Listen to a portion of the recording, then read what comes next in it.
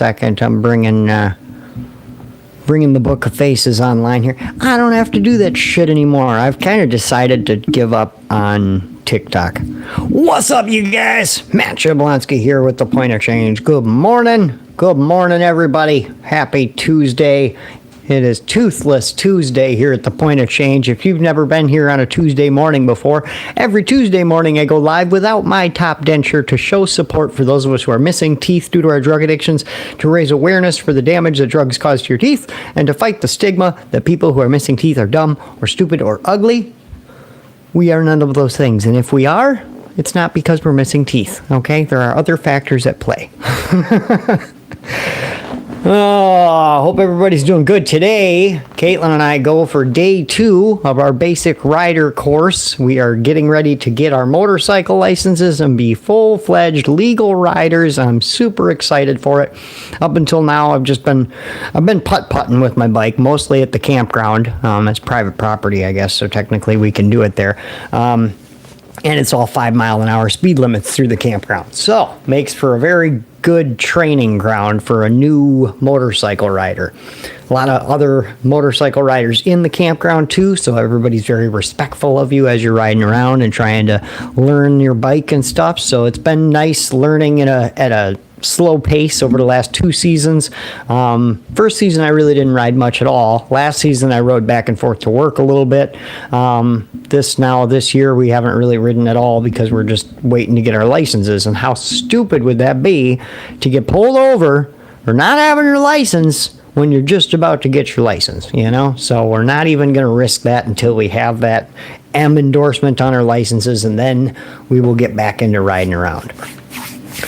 Oh, it's a quiet Tuesday morning here on the socials, huh? So if anybody comes in or is in the background and it's just not telling me that someone's there, if you wouldn't mind sharing this video out, liking, loving, commenting, all those things help the algorithm a little bit. Morning, we got some people on the tube. Good morning, come on in, come on in. It is Toothless Tuesday, so if you've never seen me on a Tuesday morning before, I am missing most of my teeth due to my 13-year meth addiction, so on Tuesday mornings I go live without my top denture to show support for those of us who are missing teeth. What's up, Charlie? What's going on, Laura? Good morning. Muhammad, good to see you. Josh and Lori, what's up? Come on in, guys. Good to see you this morning.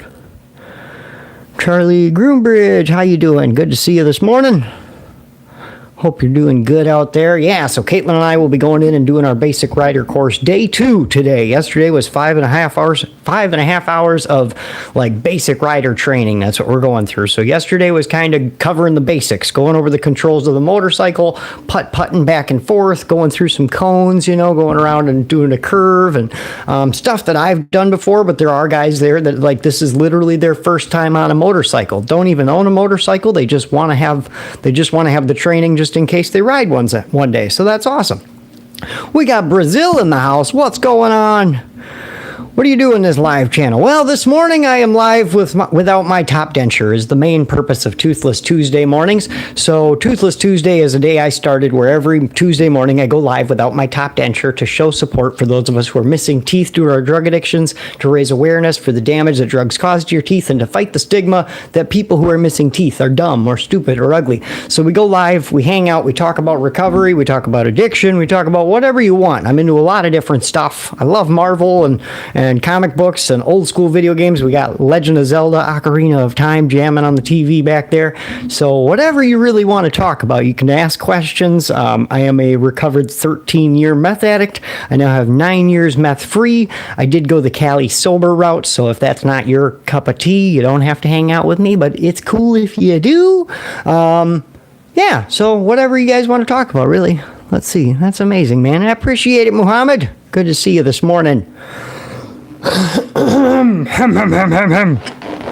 So heading over to Milwaukee around 11:30. We leave here and we'll get over there about 12:30. Class starts at 1 o'clock. 1 o'clock to 6:30. We're going to be riding motorcycles. I'm riding a little Yamaha V-Star for my training. The bike that I have is a Suzuki Intruder 800, so it's a little bit bigger than my training bike. And this bike that I'm riding for training, you can definitely tell is made for people like younger people who are getting into motorsports and stuff, because like my shift lever is so close to the foot peg. It is really hard for me to shift this bike. How did you do it? Shoot up or smoke? I never shot up, but I did snort, which I guess is somewhat similar, I found out years later, because meth cuts you when it goes in, so it goes into your bloodstream that way. So I was a snorter, hot railer, smoker. I put it in my butt a couple times. If we really get into the nitty gritty of it, I did every other way except for shooting it into my veins. And I'm very thankful that I kept that level of restraint. I don't know how I ever got away with not doing that. I guess just because I was surrounded by people who were doing it that way. And to me, it did not look attractive. Like even the, how high they were getting off of it, I really didn't care. I'm a tiny guy. I'm 5'4", 130 pounds. So for me, like I was always a lightweight, even though I used for 13 years, I was still able to get really high off of just a little bit of stuff. So for me, the idea of putting a whole bunch of it right into my veins was just not, it wasn't something that I ever wanted to do. And I'm very thankful that I didn't take it to that level. I think it makes it harder for people to step away once they cross that boundary. But yeah, I was a 13-year meth addict. Got the denture to prove it.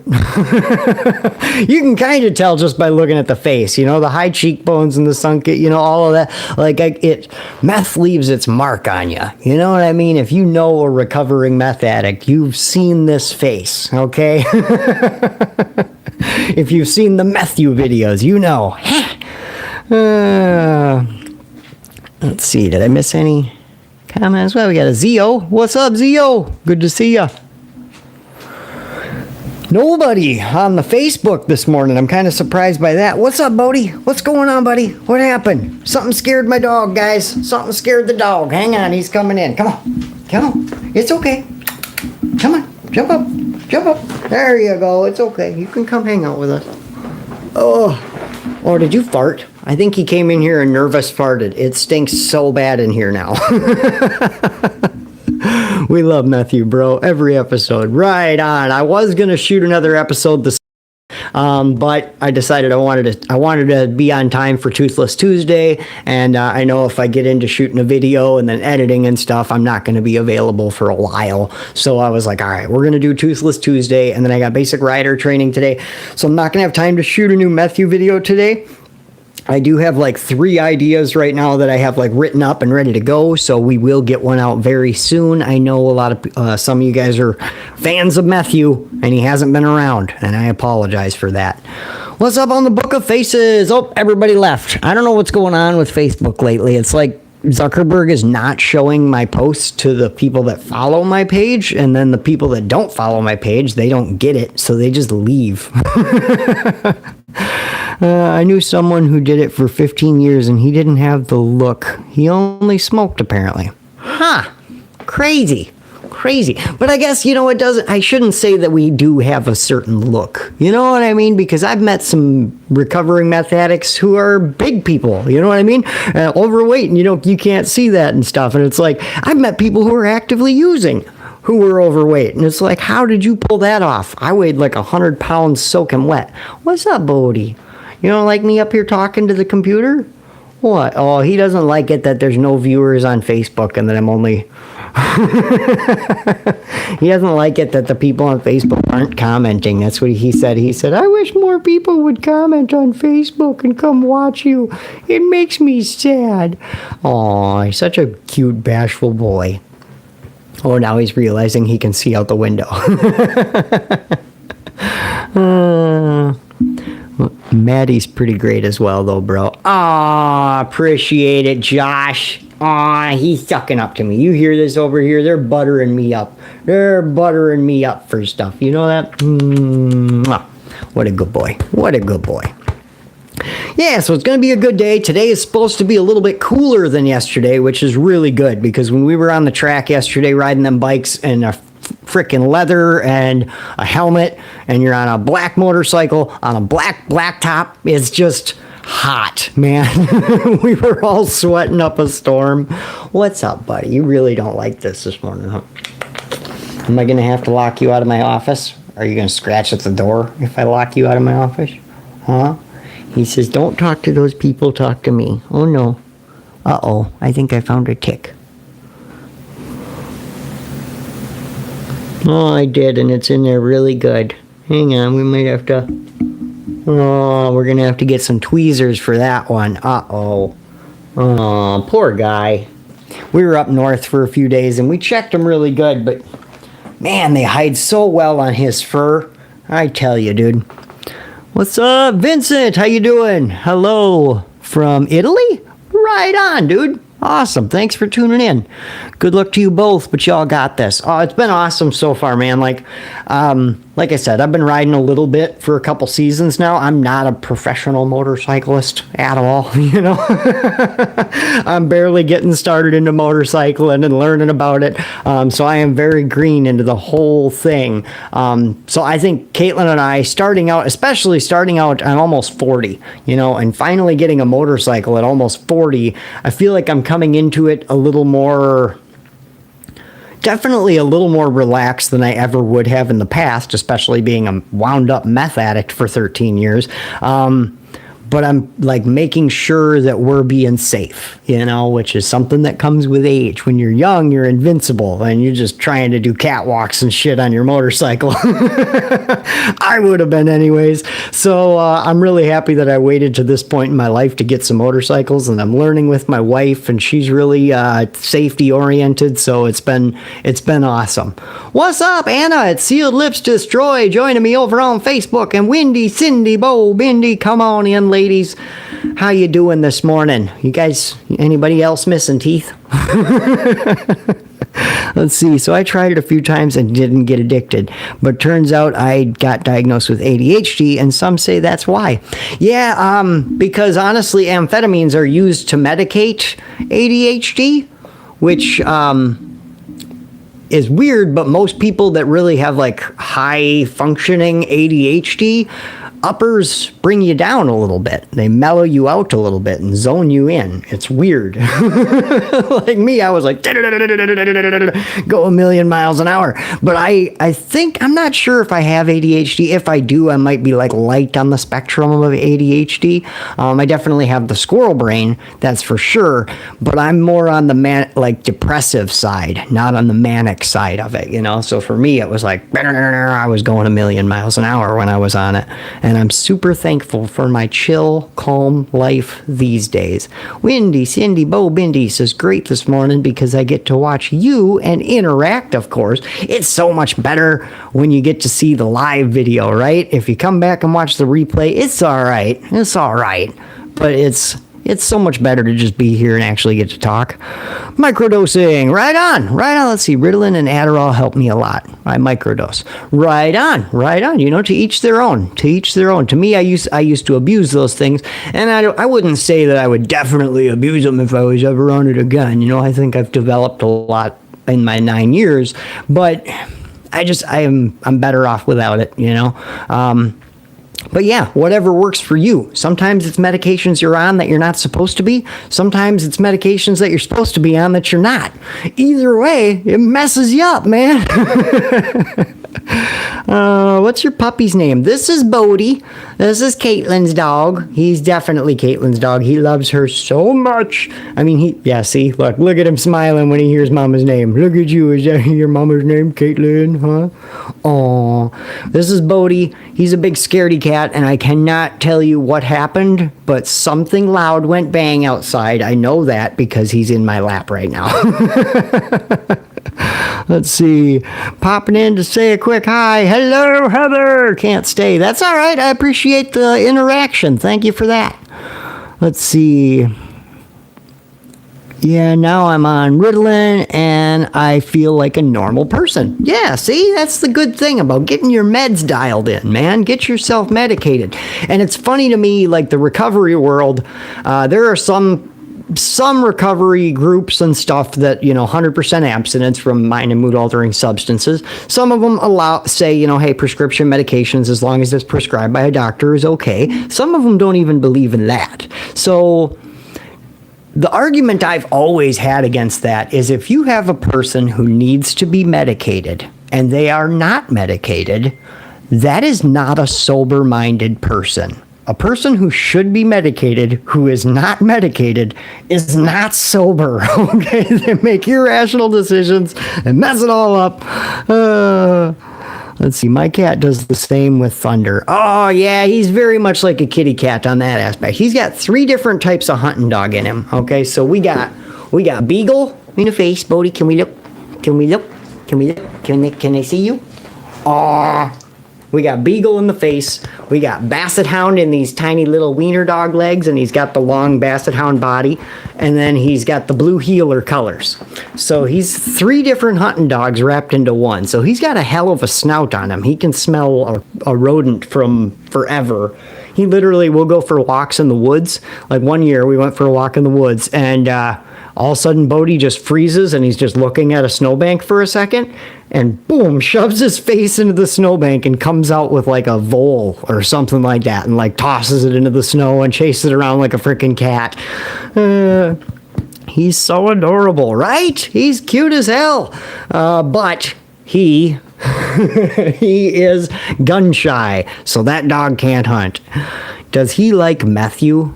Neither of my dogs like Matthew. I think it's because Taters remembers the OG Matthew, like the real Matthew, so I think she gets a little weirded out when I get all Matthewed out. Bodie, but both of the dogs, I personally think it's because when I do a character, I'm not like just acting, okay? It's more like I'm channeling that part of me, okay? So when I do the Matthew bits, I'm not like just, you know, and like reading the script. See, as soon as I even did the he's up on me. He's like, don't do it. Don't bring him out. I come down the stairs with the Matthew makeup on and doing the voice and I'm just in Matthew character, right? They both get so weirded out and they leave the room. They don't like it at all. I think it's because it's a different energy. Like they look at me and they know I'm not being Matthew. I'm not being Matty right now. I am being a strange character. Plus, even like this right here, they don't like it when I talk to the phones because there's nobody else here. Okay, it's just me here right now.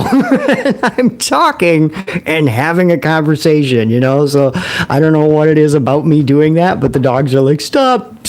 Why would you talk to that inanimate thing when you could talk to me? Love me. He's a good boy. Dad, you okay? Don't start that again. That was the look he gave me. For sure. Oh, so he has those brain-rattling howls. He actually doesn't. I am very thankful that he has a normal dog bark. It's a big dog bark. It's definitely a but it's not a beagle beller, and it's not a hound dog howl. But he does cry like a hound dog. Like if he sees a squirrel outside, I call it sounding the alarm, because he literally just runs in circles. Yeah, you're crying like a hound dog, huh? And then when Mama comes home, oh my goodness, don't even just stay out of the way. Plug your ears. When Mama pulls in that driveway, this guy turns into the biggest sad sack mama boy baby ever. Not a healthy you, the pups think. Yeah, they definitely know. They don't, I can't say they know exactly what's going on, and I can't totally speak for them as to what part of it freaks them out, but they definitely know that that's not Dad.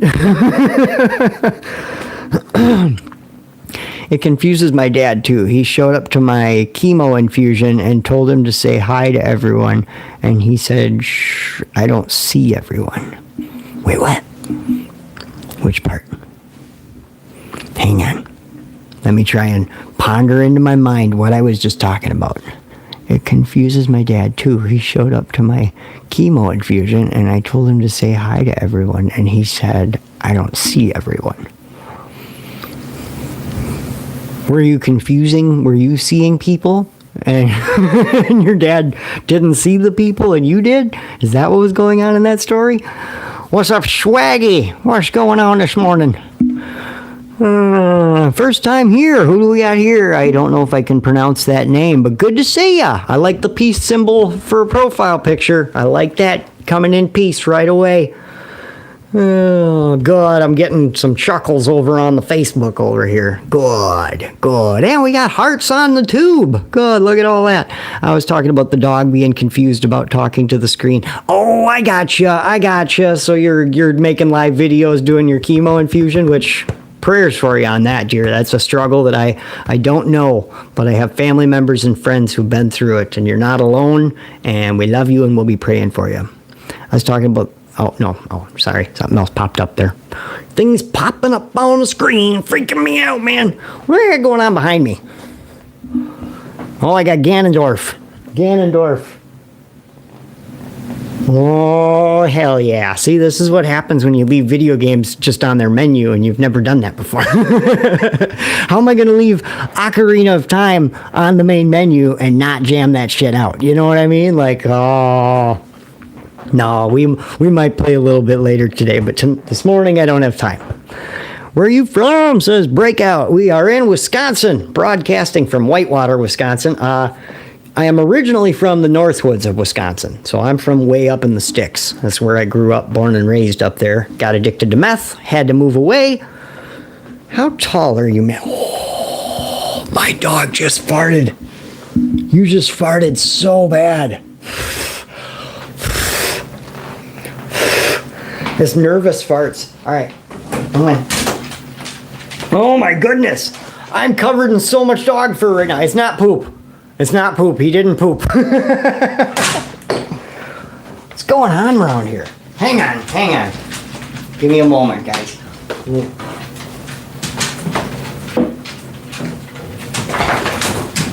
Eva! Oh, she's not here? No. Could have swore I heard Caitlin walk in the door at some point. Oh, let's see. I'm out. This is Breakout. Later, bro. Thanks for coming by. Let's see. No worries, friend. I'm tougher than a bag of rocks. Oh, good. Good. You're going to need it. Rocking on in Marshfield up there. Right on. Let's see. How tall are you, Matty? The question really should be, how short are you? We should really... Let's just back the train up a bit. Ooch. All right, so here we go, back on the train up. I'm not really tall, all right? I'm 5'4" is the real measurement. I say 5'5". My driver's license says 5'5" because I'm a big old liar, okay? I'm 5'4". I always used to say, back when I was single, I used to say, when I tell girls how tall I am, I'm just starting the countdown for them not talking to me anymore. How tall are you? 5'4", 3, 2, 1, and she's gone.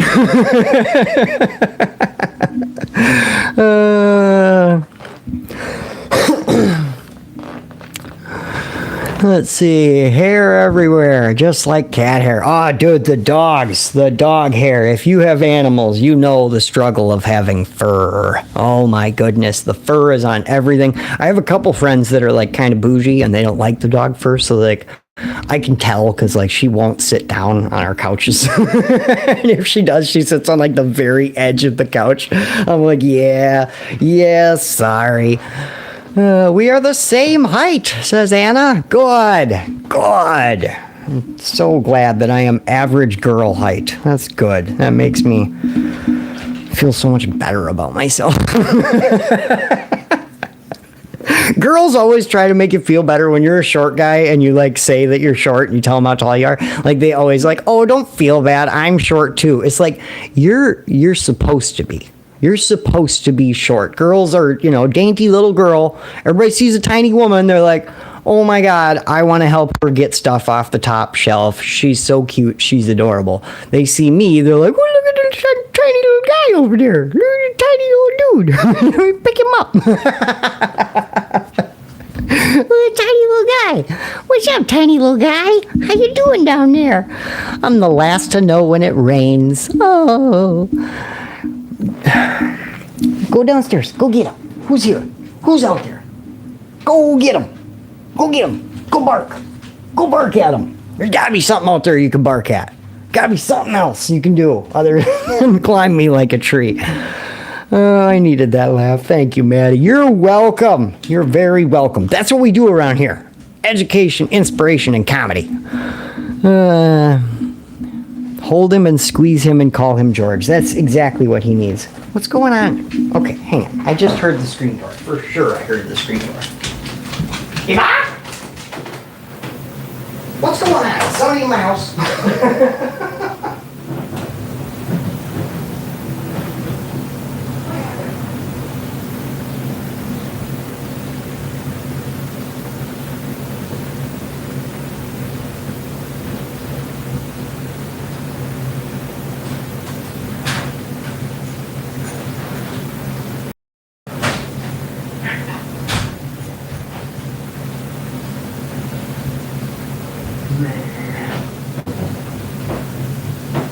Just the wind. It's just the wind, guys. It's just the wind. Blowing shit around. Freaking my dogs out.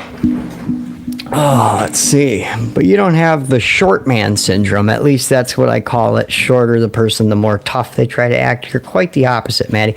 Yeah, I never developed Napoleon syndrome or whatever they call it, so I'm very thankful for that. I definitely have a little, I lied and said I'm 5'5". Like, you know what I mean? Like, so I obviously have a little bit of a insecurity around it because, like, if you look at my driver's license, it says 5'5", and I am very much 5'4". So I obviously have a little insecurity around it, that's for sure. But I never got super, like, I gotta have a big truck. Like, me, I learned to love how small I am. For one, I never have to worry about hitting my head on a low ceiling.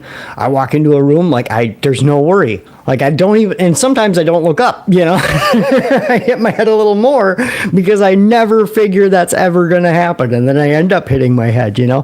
So I don't have to worry about ceiling fans, anything like that. I feel like God made me short for a reason because I'm scared of heights. Like, I hate heights. You get me up on top, but even like up on 5-6 feet in the air, my knees start shaking a little bit. And so I think God was like, I can't make him tall because he'll just walk around freaking terrified all the time. So he made me short, so I stay my little ass on the ground. That's But yeah, I've always kind of leaned into my shortness, as a matter of fact, because like I love climbing on countertops and just getting around the way I do. And and I'm not like midget height or nothing, you know. All right, oh, that's the M word. Sorry, I can't say. I'm not like dwarf or short or little person status. I'm not under 4 foot, so I'm like in that weird just a short guy thing. But like I've always liked like smaller cars or smaller trucks. I love like a Ford Ranger or Chevy S10, or like right now I have a Ford Escape. It's like a tiny little SUV. My bike is a Suzuki Intruder 800, and I got like bags and a windshield on it, so it like looks like a bagger, but it's like a mini bagger. It's like a my size bagger, you know. Like, I love the tininess about myself. Josh told him, oh, you already said that. Never mind. That's with shoes. Yeah, maybe with shoes. I think with shoes I might be 5'5". Yeah, I'm thankful I never developed like a super subconscious around that though. So I got that going for me. Just a short king over here, guys. I feel like I look so white that I'm glowing on this computer screen over here. Now I look like I'm sitting in the dark. Hang on. Got to try and find the balance here with the curtain. There, that's a little better. Morning, guys. We got some more people popping in and out here. My sister had a 2005 Escape. I got a 2010 Escape, and it's got Bluetooth in it, which like kind of surprised me. I guess I didn't realize that Bluetooth was out in 2010. The things you find out about your vehicle, you know. What was I talking about before we all got distracted? I don't remember. I can never remember what I was talking about. Probably just motorcycle training. That's all that's been on my brain is motorcycle training.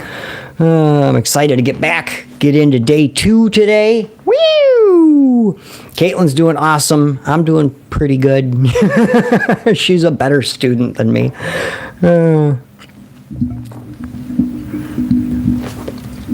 But it's funny, like, the things you do in life, it's always good to see good examples of how it's done And it's really good to see bad examples of how it's not done as well. I will always say that. Like when you're getting into anything you do in this world, us humans, we have, if you're kind of like me and a lot of us, we have like a smaller complex, right? Like we don't like to think, oh, I can do this, or, you know, some people get a little too, you know, they get kind of a big head, ego, cocky, whatever you want to call it, you know, or maybe it's just super confident where they're just like, oh yeah, I can do all things, blah, blah, blah, blah, blah. But like, for me anyways, I've always struggled to believe in my own ability to do things. So for me, it's really good to see somebody else totally mess it up.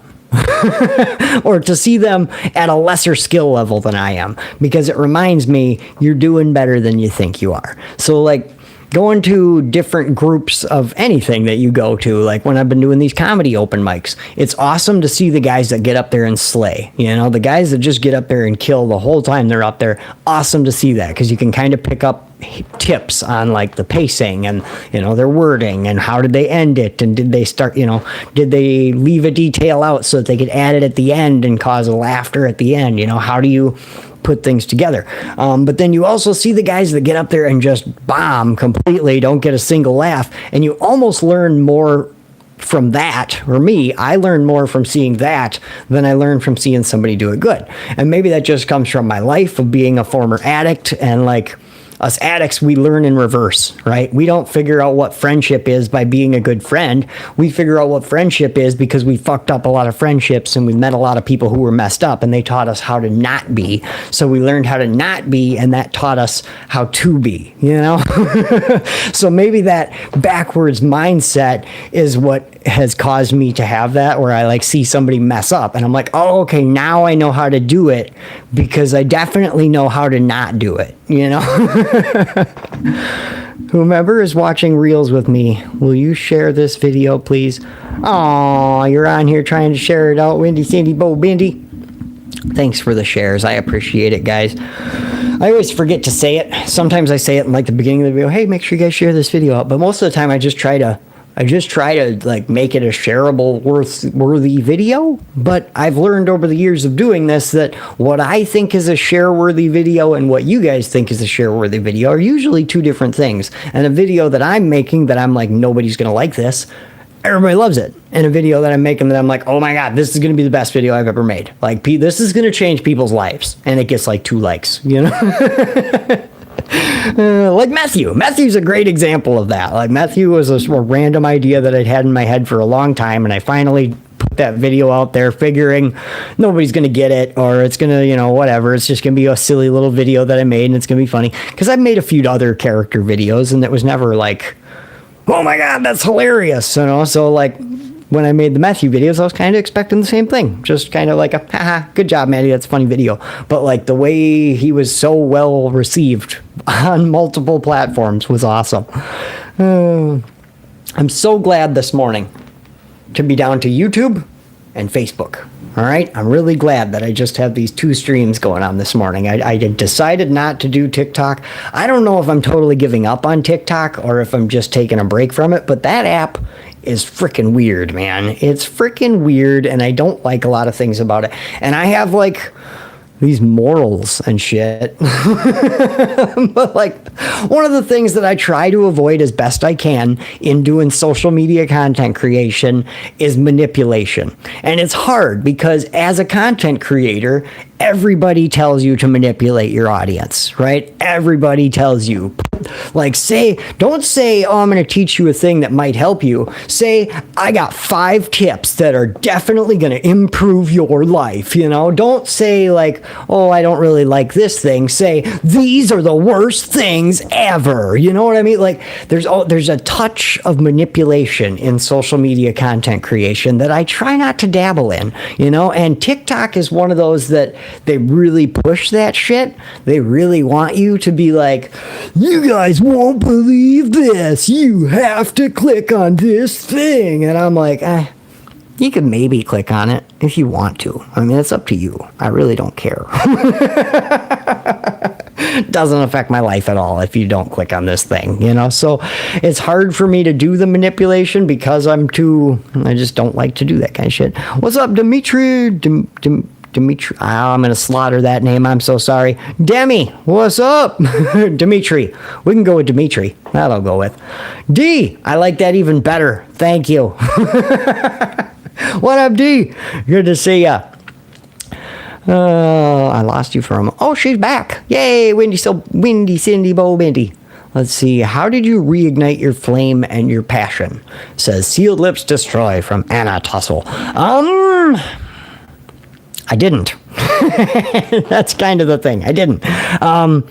There's definitely days where I don't want to do it, but I do it anyways. Going through the motions sort of thing. I have my days of that. Today, I just feel pretty good. So today I woke up and I was like, you know what? I'm going to do Toothless Tuesday. So like you guys are getting the happy, I want to be here version of me today. There's definitely videos where you will tune in and you will see Matty doesn't actually want to be here today. I am very much like, I don't know. I don't care. Whatever. Where are the comments? And then a lot of times I end up going on a rant about why I don't like Facebook or something, you know? So it's not really a reigniting as much as just a continuation, even when I don't know what's happening. I'm very much like I'm a very independent artist or whatever, if you want to call it, right? There's no manager here. There's no social media team. It's just me. And like you guys haven't seen a Matthew video in probably 2 weeks now because I really just haven't had the extra time or the energy to pour into it. So it's not necessarily that I like reignited a flame. More so that I kind of figured out that my flame in one area had kind of burnt out. And I just allowed that to be. I stopped judging myself on it.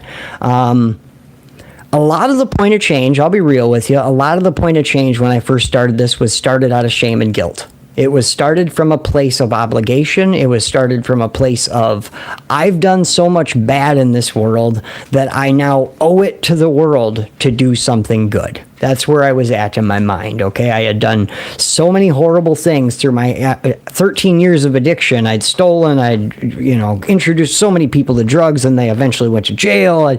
Like, just terrible, terrible things that I did for over a decade, right? So, and I'm not alone in this. A lot of people have this feeling when you come into recovery, you have this underlying urge of, I want to help others.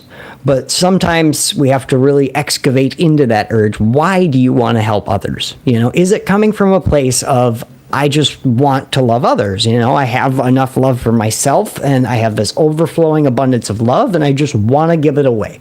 Or is it coming from a place of, I feel bad about the things I've done, so I'm going to try and do a bunch of good things to make up for my past or to outweigh the bad things I've done in my mind.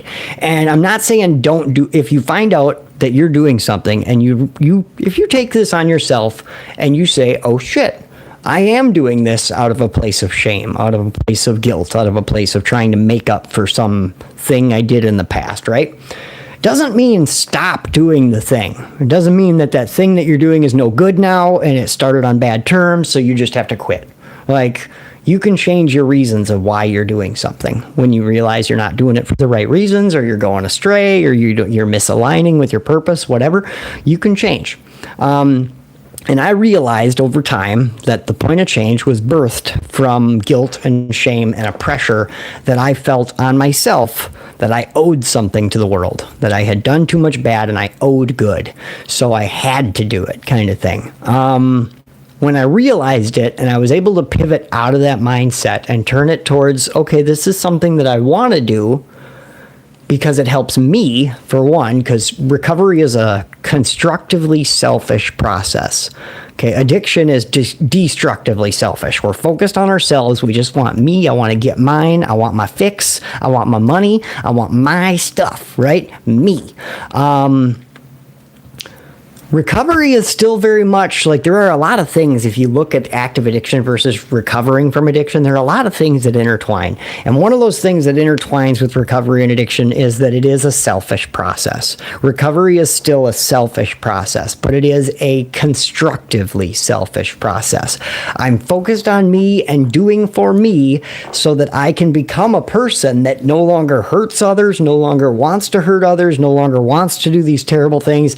And through me healing myself, I will bring healing to others. The healing of others and doing unto others and the good things that are doing are a byproduct of the constructive, selfish work that I'm doing on myself, right?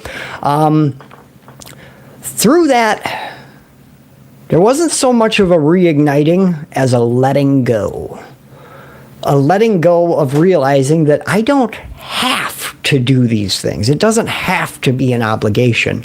I get to do these things.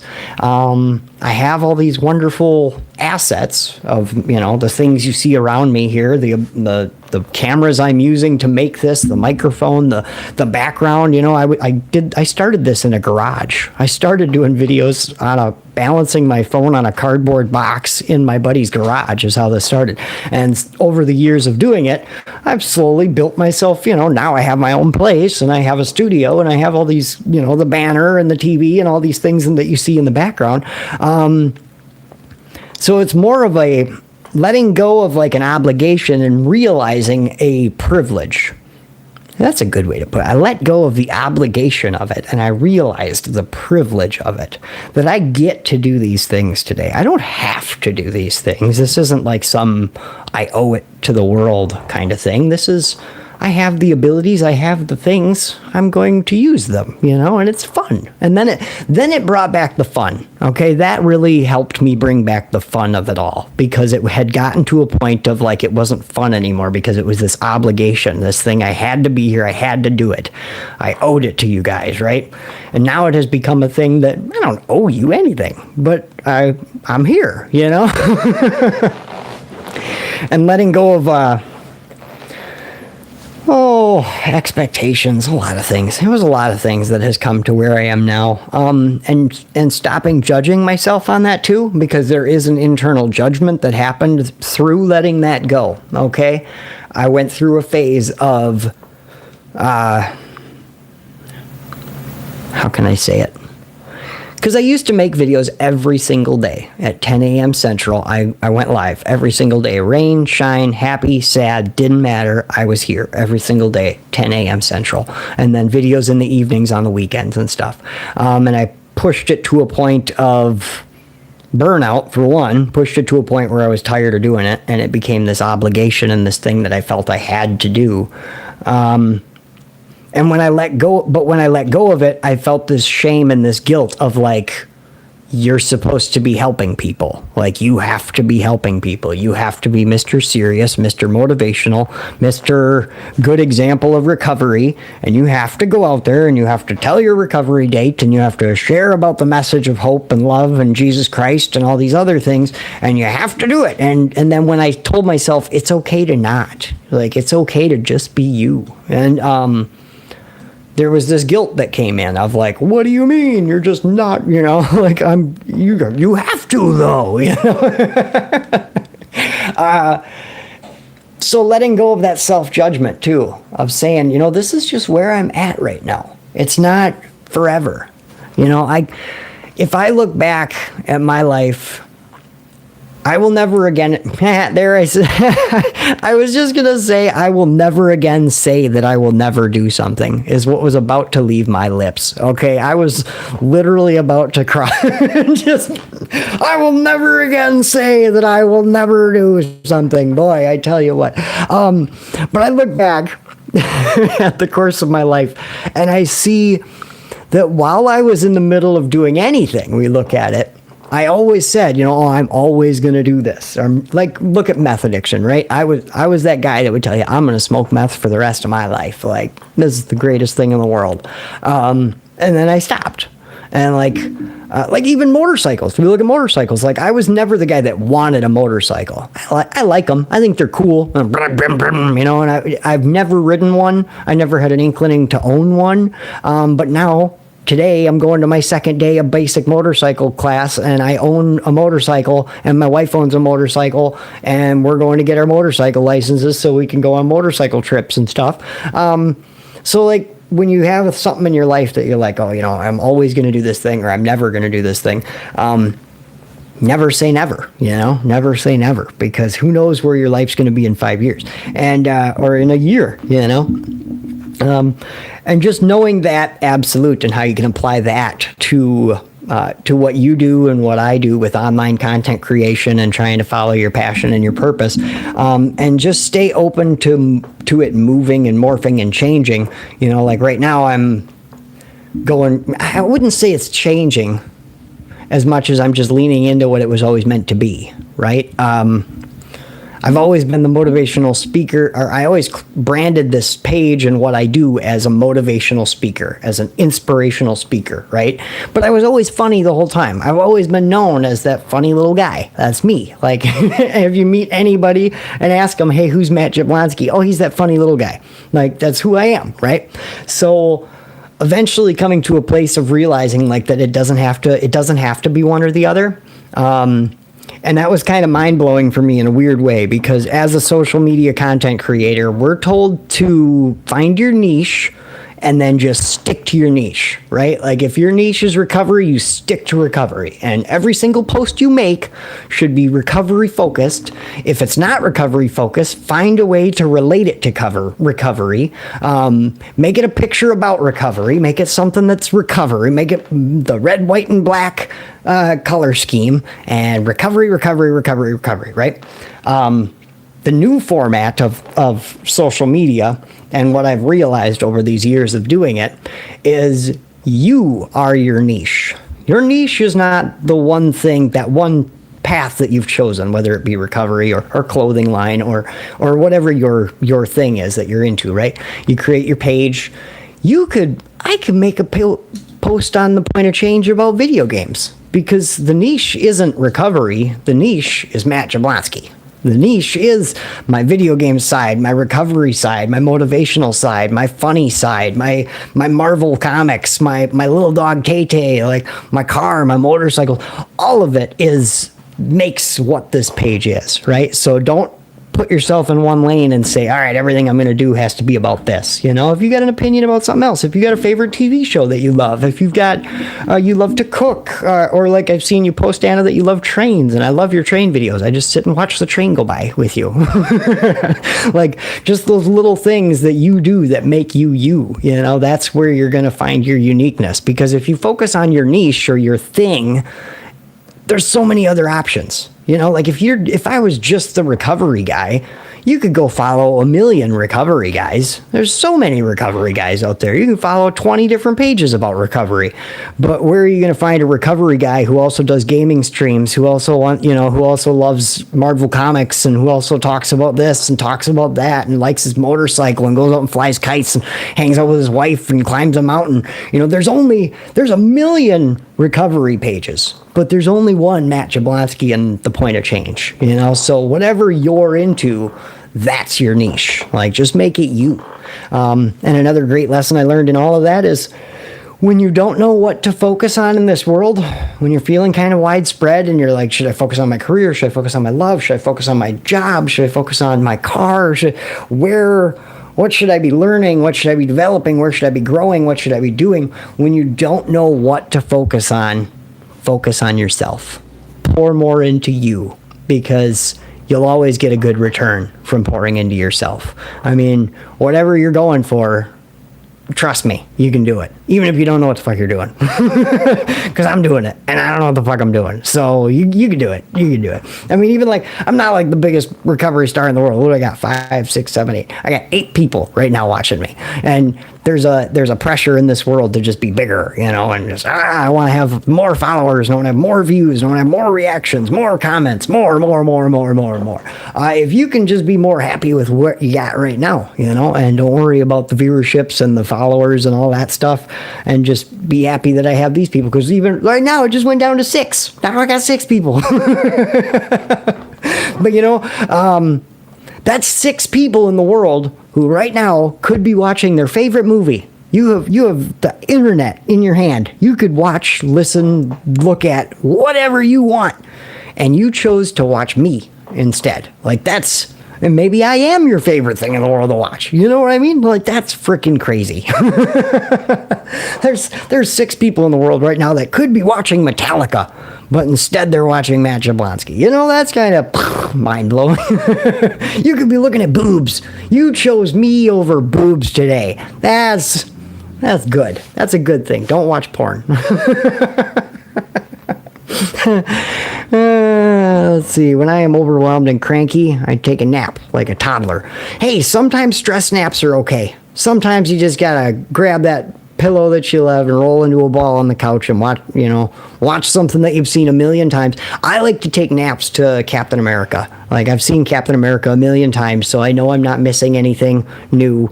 And I can just turn on Captain America and I can fall asleep, and I'll usually wake up at the end of the movie when it gets all crazy and there's all kinds of noise and stuff that wakes me up. And that's a good nap. That's a good stress nap movie right there. But sometimes your overwhelmedness and your anxiety, also make sure you're listening to it, because your mental health is like a toddler, okay? Your mental health is like a toddler. And if you've ever been around a little kid, when they want your attention, what do? They start getting louder. They start making more noise. They start doing bad things. They're trying to get your attention. They want your focus. They want your attention, right? So, like, if you just keep ignoring the kids just gonna keep getting louder and louder and louder and louder and louder. So if you're having like those mental anxiety like loops where you just get overwhelmed with everything you got going on and you don't know what to tackle, and it ends up making you fall asleep, putting you into that stress point where you're just like, I'm just going to sleep. You know, that's okay once in a while. You got to do what you got to do. You handle your mental health how it works for you. But if you want an alternate strategy for that, listen to it. Give it your attention, because that's what it's doing. Your anxiety and your overwhelmed stuff is screaming at you because it wants your attention. So if you focus on it, figure out, okay, and then learning to prioritize, jotting down everything you got going on and saying, okay, which one of these is the most stressful thing I got right now? And how can I attack it today? And then attack the things that freak you out, the phone calls you need to make, that thing you got to put in the mail, whatever it is, and just attack that thing, because that's why it's making you overwhelmed. Let's see. Oh, bud, you'll get up there. Just keep doing you. Oh, I'm just a keep on a rockin'. Juggalo Joe. Right on, bro. Good to see you.